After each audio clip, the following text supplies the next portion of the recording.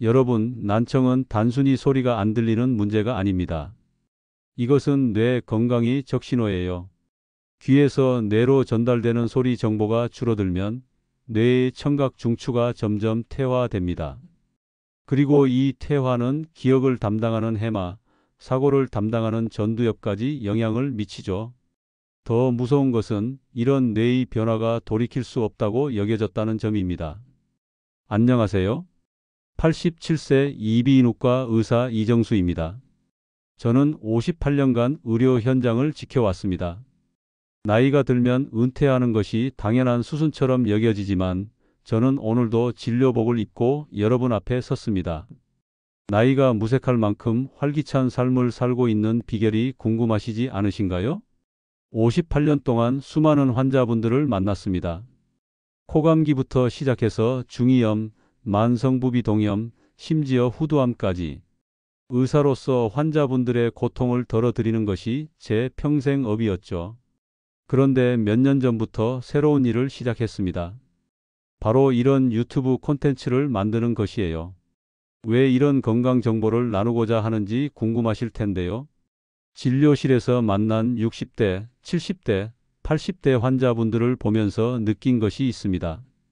병이 생긴 다음에 치료하는 것보다 병이 생기기 전에 예방하는 것이 얼마나 중요한지를 깨달았거든요.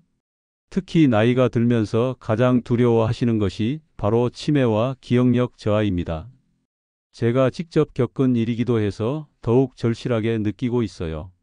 몇 년 전 저도 기억력이 눈에 띄게 떨어지는 것을 경험했거든요. 환자분 이름을 깜빡하고 처방전을 쓰다가 멈칫하는 순간들이 늘어났습니다. 58년간 쌓아온 의학 지식이 머릿속에서 사라져가는 것 같아 정말 두려웠어요. 하지만 지금은 다릅니다. 기억력이 많이 회복되었고 진료할 때도 예전만큼 명확해졌습니다. 어떻게 가능했을까요? 바로 뇌 속에 있는 특별한 세포, 아스트로사이트를 깨우는 음식들을 알게 되었기 때문입니다. 3년 전 일입니다. 평소처럼 진료를 보고 있는데 갑자기 머릿속이 하얗게 변했어요. 20년 넘게 진료해온 환자분이신데 이름이 떠오르지 않는 겁니다. 김영숙 어르신이었는데 제가 중이염 수술도 해드리고 딸분 결혼식에도 초대받아 갔던 분이에요. 그런데 그 순간 정말 아무것도 기억나지 않았습니다. 환자분은 반갑게 인사하시는데 저는 차트를 뒤적이며 이름을 확인해야 했어요. 진료가 끝난 후 혼자 남았을 때 정말 무서웠습니다. 이런 일이 계속된다면 더 이상 의사 노릇을 할 수 없겠구나 싶었거든요.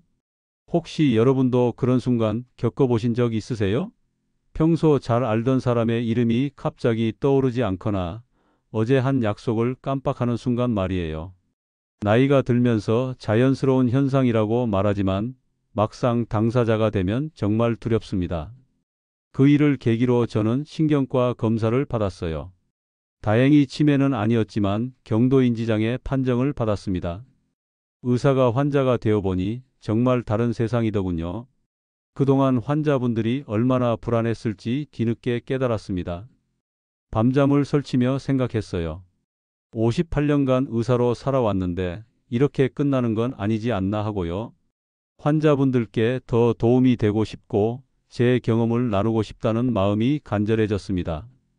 그런데 기억력이 이런 상태로는 아무것도 할 수 없잖아요. 가족들은 이제 쉬라고 했습니다. 충분히 일했으니까 이제 편히 지내라고요. 하지만 저는 포기할 수 없었습니다. 의사로서의 사명감이 아직 남아 있었거든요. 그래서 방법을 찾기 시작했어요. 그러던 중 서울대 의대 후배인 김민호 교수에게서 연락이 왔습니다. 뇌과학 연구를 하고 있는 친구였는데 최근 발표한 논문을 보여주고 싶다고 하더군요. 제가 기억력 문제로 고민하고 있다는 이야기를 들었나 봅니다. 민호가 보여준 논문의 제목은 이거였어요. 아스트로사이트 활성화를 통한 뇌 기능 회복에 관한 연구. 처음 들어보는 용어였습니다. 아스트로사이트가 뭔지도 몰랐고요. 민호가 쉽게 설명해 줬어요. 뇌 속에는 신경세포만 있는 것이 아니라고 했습니다. 아스트로사이트라는 별 모양의 세포들이 있는데 이 세포들이 뇌의 청소부 역할을 한다는 거예요. 노폐물을 제거하고 신경세포에 영양을 공급하고 염증을 줄여주는 일을 한다고 하더군요. 그런데 나이가 들면서 이 아스트로사이트가 제 기능을 못하게 된다는 겁니다. 그래서 뇌에 노폐물이 쌓이고 기억력이 떨어지고 결국 치매까지 이어질 수 있다고 했어요. 하지만 희망적인 소식도 있었습니다. 특정 음식들이 아스트로사이트를 다시 깨울 수 있다는 연구 결과가 나오고 있다는 것이었죠. 이 이야기는 끝까지 들으셔야 전체 흐름을 정확히 이해하실 수 있습니다. 왜냐하면 단순히 좋은 음식을 먹는다고 해서 모든 것이 해결되는 것은 아니거든요. 어떤 성분이 어떤 방식으로 작용하는지, 얼마나 어떻게 먹어야 하는지까지 알아야 제대로 된 효과를 볼 수 있어요. 민호가 추천해준 음식들을 하나씩 찾아보기 시작했습니다. 논문도 읽고 외국 연구 자료도 찾아봤어요. 그리고 실제로 제 식단에 적용해 보기 시작했습니다. 극적인 변화를 기대한 것은 아니었어요. 하지만 작은 변화라도 있으면 좋겠다는 마음이었죠. 3개월 정도 지났을 때부터 변화를 느끼기 시작했습니다. 환자분들 이름이 자연스럽게 떠오르고 진료할 때 집중력도 예전보다 좋아졌어요. 6개월 후에는 확실히 달라진 것을 느꼈습니다. 가족들도 할아버지가 많이 좋아졌다고 하더군요. 그래서 이런 내용을 더 많은 분들과 나누고 싶어서 유튜브를 시작하게 되었습니다. 혹시 구독과 좋아요도 눌러주시면 더 많은 분들에게 도움이 되는 내용을 전할 수 있을 것 같아요. 첫 번째로 말씀드릴 음식은 녹차입니다. 여러분은 하루에 녹차를 얼마나 드시나요? 저는 예전에는 커피만 마셨거든요. 하루에 5잔에서 6잔씩 마셨는데 나이가 들면서 속이 쓰려서 줄이게 되었어요. 그런데 녹차가 아스트로사이트 활성화에 이렇게 좋은 줄은 몰랐습니다. 녹차에 들어있는 카테킨이라는 성분이 핵심이에요. 특히 EGCG라고 불리는 성분이 뇌 속에서 특별한 일을 합니다. 혈내 장벽이라는 뇌를 보호하는 벽을 통과해서 직접 아스트로사이트에 작용하거든요. 아스트로사이트가 잠들어 있다면 깨워주고 이미 활동하고 있다면 더 열심히 일하도록 도와줍니다. 이런 일이 있었어요. 75세 박순자 어르신이 진료실에 오셨는데 자꾸 물건을 어디 뒀는지 모르겠다고 하시더군요. 열쇠, 안경, 심지어 틀니까지 어디 뒀는지 모르겠다고 하셨어요. 가족들이 걱정해서 함께 오셨는데 치매 검사를 해보니 경도인지장애 초기 단계였습니다. 순자 어르신께 녹차를 권해드렸어요. 하루에 3잔 정도 식후 30분에 마시라고 했습니다. 그런데 어르신이 녹차 맛이 쓰다고 하시더군요. 그래서 처음에는 연하게 우려서 드시라고 했어요. 점점 진하게 만들어 가시면서 적응하시라고 했습니다. 3개월 후에 다시 오셨는데 확실히 달라져 있었어요. 진료 예약일을 혼자서 챙기셨고 복용하시는 약 이름도 정확히 기억하고 계셨습니다. 순자 어르신이 그러시더군요. 예전에는 하루 종일 멍하니 있는 시간이 많았는데 요즘은 머리가 맑아진 것 같다고요. 녹차를 드실 때 몇 가지 팁을 말씀드릴게요. 첫째, 물 온도가 중요합니다. 너무 뜨거운 물로 우리면 카테킨이 쓴맛을 내거든요. 70에서 80도 정도의 물로 3분간 우려주세요. 둘째, 하루 3-4잔이 적당합니다. 너무 많이 마시면 카페인 때문에 잠이 안 올 수 있어요. 셋째, 식후 30분에 마시는 것이 가장 좋습니다. 공복에 마시면 속이 쓰릴 수 있거든요. 넷째, 녹차 잎을 우려낸 후에는 찻잎도 함께 드셔보세요. 섬유질도 좋고 카테킨이 더 많이 들어있어요. 다섯째, 설탕이나 꿀을 넣지 마세요. 당분이 카테킨의 흡수를 방해할 수 있습니다. 하지만 조심하셔야 할 점도 있어요.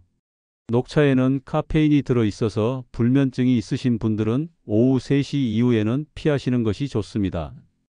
또 철분 흡수를 방해할 수 있어서 빈혈이 있으신 분들은 식사와 함께 드시지 마세요. 혈압약을 드시는 분들도 녹차와 함께 드시면 약 효과가 떨어질 수 있으니 시간을 두고 드세요. 위장이 약하신 분들은 처음에 연하게 우려서 드시고 점차 진하게 만들어 가세요. 그리고 하루 5잔 이상은 드시지 마세요. 카페인 과다 섭취로 인한 부작용이 생길 수 있거든요. 두 번째는 등푸른 생선입니다. 고등어, 삼치, 꽁치, 정어리 같은 생선들이에요. 예전에는 이런 생선들이 값싸고 흔한 생선이라고 생각했는데 알고 보니 뇌 건강에는 최고의 음식이더군요. 여러분은 일주일에 등푸른 생선을 몇 번이나 드시나요?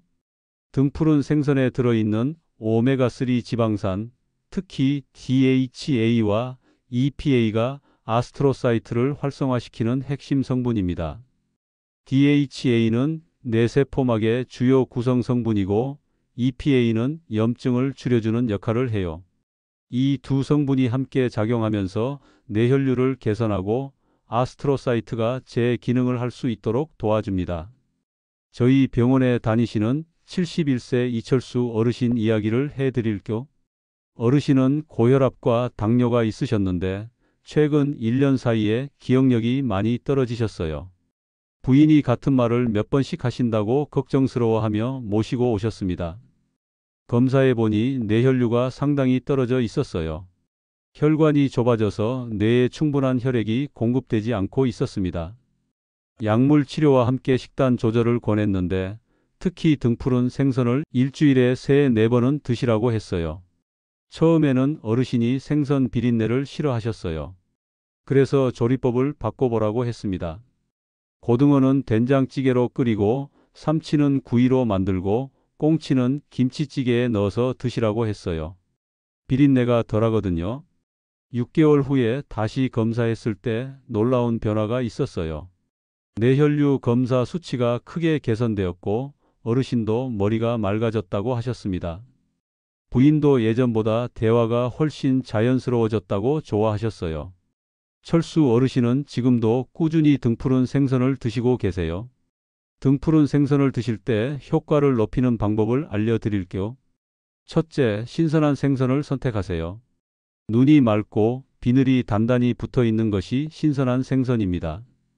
둘째, 조리할 때 기름을 너무 많이 사용하지 마세요. 구이나 찜으로 조리하는 것이 좋아요. 셋째, 일주일에 3-4번, 한 번에 100에서 150g 정도 드시면 충분합니다. 너무 많이 드시면 오히려 소화에 부담이 될 수 있어요. 넷째, 다양한 종류의 등푸른 생선을 번갈아 드세요. 고등어만 계속 드시지 마시고 삼치, 꽁치, 정어리도 함께 드세요. 다섯째, 생선과 함께 채소를 많이 드세요. 특히 양파, 마늘, 생강 같은 것들이 비린내도 줄여주고 오메가3 흡수도 도와줍니다. 여섯째, 냉동 생선보다는 신선한 생선이 좋지만 신선한 것을 구하기 어려우면 냉동 생선도 괜찮아요. 주의하실 점도 있어요. 통풍이 있으신 분들은 등푸른 생선에 퓨린이 많아서 주의하셔야 해요. 하루에 50g 이하로 드시는 것이 좋습니다. 또 혈액 희석제를 드시는 분들은 오메가3가 혈액을 묽게 만들 수 있어서 의사와 상의하세요. 신장 질환이 있으신 분들도 생선의 인 성분 때문에 제한해야 할 수 있어요. 그리고 임신 중이거나 수유 중인 분들은 대형 생선보다는 작은 생선을 드시는 것이 중금속 걱정이 덜해요. 세 번째로 말씀드릴 음식은 견과류입니다. 호두, 아몬드, 땅콩, 잣 같은 것들이죠. 예전에는 견과류를 그냥 간식 정도로 생각했는데 뇌 건강에는 정말 중요한 음식이더군요. 여러분은 하루에 견과류를 얼마나 드시나요? 견과류에 들어있는 비타민 E가 핵심입니다. 비타민 E는 강력한 항산화 성분이에요. 뇌는 산소를 많이 사용하는 기관이라서 활성산소가 많이 생기는데 이것이 뇌세포와 아스트로사이트를 손상시킵니다. 비타민 E가 이런 활성산소를 제거해서 뇌세포를 보호하고 아스트로사이트가 건강하게 활동할 수 있도록 도와줘요. 특히 호두에는 DHA도 들어있어서 등푸른 생선과 비슷한 효과도 있습니다. 아몬드에는 마그네슘이 풍부해서 신경 전달을 도와주고요. 각각의 견과류마다 조금씩 다른 장점이 있어요. 68세 정미숙 어르신 이야기를 들려드릴게요. 어르신은 몇 년 전부터 건망증이 심해지셨어요. 약속 시간을 잘못 기억하시거나 가스불을 끄는 것을 깜빡하시는 일이 자주 있었습니다. 딸이 걱정돼서 함께 병원에 오셨는데 검사 결과 경도인지장애였어요. 미숙 어르신께 견과류를 매일 드시라고 권했습니다. 하루에 한 줌 정도, 호두 3-4개, 아몬드 10개에서 15개 정도요. 처음에는 어르신이 견과류가 딱딱해서 씹기 어렵다고 하셨어요. 틀니를 하고 계셔서 더 그랬나 봅니다. 그래서 견과류를 잘게 부숴서 죽이나 미음에 넣어 드시라고 했어요. 요거트에 섞어서 드셔도 좋다고 했고요. 매일 꾸준히 드시라고 당부했습니다. 4개월 후에 다시 오셨을 때 어르신이 많이 달라져 있었어요.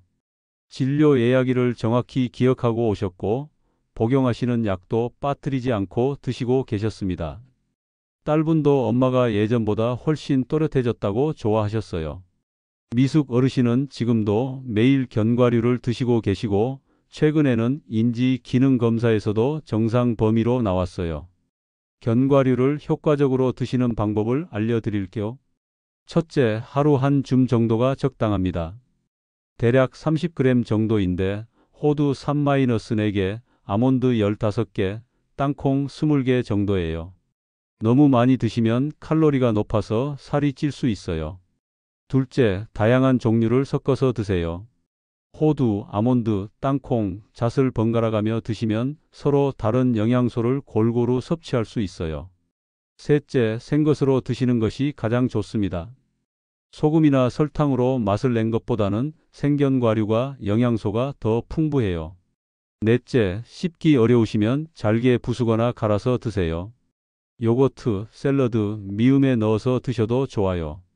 다섯째, 신선한 것을 선택하세요. 견과류는 기름이 많아서 오래 두면 산화될 수 있거든요. 밀폐용기에 보관하시고 냉장고에 두시면 더 오래 보관할 수 있어요. 여섯째, 아침에 드시는 것이 좋습니다. 하루 종일 뇌가 활동하는 동안 비타민 E가 계속 작용할 수 있거든요. 일곱째, 꼭꼭 씹어서 드세요. 견과류의 영양소가 잘 흡수되려면 충분히 씹어야 해요. 하지만 주의하실 점들이 있어요. 견과류 알레르기가 있으신 분들은 절대 드시면 안 됩니다. 특히 땅콩 알레르기는 심각한 부작용을 일으킬 수 있어요. 또 칼로리가 높아서 당뇨나 비만이 있으신 분들은 양을 조절하셔야 해요. 담석이 있으신 분들도 견과류의 지방 성분 때문에 주의하셔야 하고요. 소화가 잘 안 되시는 분들은 한 번에 많이 드시지 마시고 조금씩 나누어 드세요. 그리고 견과류만 드시지 마시고 물도 충분히 마셔주세요. 네 번째로 말씀드릴 음식은 강황입니다. 카레의 노란 색깔을 내는 그 향신료예요. 우리나라에서는 생소할 수 있지만 인도에서는 수천 년 동안 약재로 사용해온 것이죠. 뇌 건강에는 정말 놀라운 효과가 있어요. 강황에 들어있는 커큐민이라는 성분이 핵심입니다. 커큐민은 뇌 속의 염증을 줄여주는 강력한 작용을 해요. 나이가 들면서 뇌에 만성 염증이 생기는데 이것이 아스트로사이트의 기능을 떨어뜨리고 뇌세포를 손상시킵니다. 커큐민이 이런 염증을 억제해서 아스트로사이트가 정상적으로 활동할 수 있게 도와줘요. 더 놀라운 것은 커큐민이 뇌에서 새로운 신경세포가 생기는 것을 도와준다는 연구 결과도 있어요. 예전에는 성인이 되면 뇌세포가 더 이상 생기지 않는다고 알려져 있었는데 최근 연구에서는 적절한 자극이 있으면 새로운 뇌세포가 계속 만들어진다는 것이 밝혀졌거든요. 72세 김병호 어르신 사례를 말씀드릴게요. 어르신은 파킨슨병 초기 진단을 받으셨어요.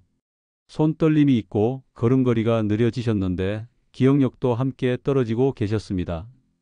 파킨슨병은 뇌의 염증과 관련이 깊은 질환이거든요. 병호 어르신께 강황을 매일 드시라고 권했어요. 강황 가루를 우유에 타서 드시거나 카레를 자주 드시라고 했습니다. 처음에는 어르신이 강황 맛을 별로 좋아하지 않으셨어요. 특유의 쓴맛과 흙냄새 때문이었죠. 그래서 꿀을 조금 넣어서 드시라고 했어요. 강황 가루 1티스푼에 꿀 반 티스푼, 따뜻한 우유 한 컵에 타서 드시라고 했습니다. 하루에 한 번 저녁 식후에 드시라고 권했어요. 8개월 후에 다시 오셨을 때 정말 놀라웠어요. 손떨림이 많이 줄어들었고 걸음걸이도 훨씬 안정적이었습니다. 무엇보다 기억력이 크게 개선되었어요. 병호 어르신이 그러시더군요. 머릿속이 맑아진 것 같고 예전보다 생각하는 속도가 빨라졌다고요? 물론 파킨슨병 약물 치료도 함께 받고 계셨지만 담당 신경과 의사도 진행 속도가 예상보다 느리다고 놀라워했어요. 병호 어르신은 지금도 매일 강황을 드시고 계시고 최근에는 가벼운 산책도 혼자서 나가실 수 있게 되었어요. 강황을 효과적으로 드시는 방법을 알려드릴게요. 첫째, 하루에 1에서 2티스푼 정도가 적당합니다. 너무 많이 드시면 위장 장애가 생길 수 있어요. 둘째, 검은 후추와 함께 드시면 흡수율이 20배나 높아집니다. 후추의 피페린이라는 성분이 커큐민 흡수를 도와주거든요. 셋째, 기름과 함께 드세요. 커큐민은 지용성이라서 기름에 녹아야 잘 흡수됩니다. 올리브 오일이나 코코넛 오일과 함께 드시면 좋아요. 넷째, 따뜻하게 해서 드세요. 강황 우유나 강황차로 만들어 드시면 흡수가 더 잘 됩니다. 다섯째, 매일 꾸준히 드시는 것이 중요해요. 커큐민은 몸에서 빨리 배출되기 때문에 매일 보충해 주셔야 해요. 여섯째, 카레로 드실 때는 다른 향신료들과 함께 드세요. 생강, 마늘, 양파 등이 커큐민의 효과를 높여줍니다. 일곱째, 품질 좋은 강황을 선택하세요. 유기농 강황 가루나 신선한 강황 뿌리가 좋아요. 색깔이 진한 노란색인 것이 커큐민 함량이 높습니다. 주의하실 점들도 있어요. 담석이 있으신 분들은 강황이 담석을 악화시킬 수 있어서 피하셔야 해요. 또 혈액 희석제를 드시는 분들은 강황이 혈액을 더 묽게 만들 수 있어서 의사와 상의하세요. 위궤양이나 12지장궤양이 있으신 분들도 강황의 자극 때문에 주의하셔야 하고요. 임신 중이거나 수유 중인 분들은 많은 양을 드시지 마세요. 그리고 수술을 앞두고 계신 분들은 2주 전부터 강황 섭취를 중단하시는 것이 좋아요. 위장이 약하신 분들은 공복에 드시지 마시고 식후에 드세요. 처음에는 적은 양부터 시작해서 점차 늘려가시는 것이 좋습니다. 지금까지 아스트로사이트를 깨우는 4가지 음식에 대해 말씀드렸습니다. 녹차의 카테킨, 등푸른 생선의 오메가3, 견과류의 비타민 E, 강황의 커큐민. 이 4가지 성분이 우리 뇌 속에서 청소부 역할을 하는 아스트로사이트를 활성화시켜서 기억력과 인지 기능을 개선해 줍니다. 저 역시 이 음식들을 꾸준히 드신 덕분에 87세인 지금도 진료를 할 수 있고 여러분께 이런 이야기를 전할 수 있게 되었어요. 물론 하루아침에 변화가 오는 것은 아닙니다. 최소 3개월, 길게는 6개월 정도는 꾸준히 드셔야 효과를 느끼실 수 있어요. 지금 시작해도 늦지 않습니다. 제가 85세에 시작해서도 효과를 봤거든요. 나이가 많다고 포기하지 마세요. 우리 뇌는 생각보다 회복력이 뛰어난 기관입니다. 적절한 영양을 공급해주면 얼마든지 다시 건강해질 수 있어요. 오늘부터 바로 실천할 수 있는 한 가지를 제안해 드릴게요. 이 4가지 중에서 가장 쉽게 시작할 수 있는 것은 녹차입니다. 오늘 저녁 식사 후에 녹차 한 잔 우려서 드셔보세요. 그리고 내일부터는 하루 3잔씩 드시는 것을 목표로 해보세요. 다음 주에는 등푸른 생선을 식단에 추가하시고 그 다음 주에는 견과류, 마지막에 강황까지 차근차근 늘려가시면 됩니다. 한 번에 모든 것을 바꾸려고 하지 마시고 하나씩 천천히 습관으로 만들어 가세요. 오늘 영상이 도움이 되셨다면 구독과 좋아요 버튼을 눌러주세요. 여러분의 작은 관심이 더 많은 어르신들에게 건강한 정보를 전달하는 원동력이 됩니다. 댓글로 궁금한 점이나 경험담도 나눠주세요. 여러분들은 이 유튜브를 어디서 시청하고 계시나요?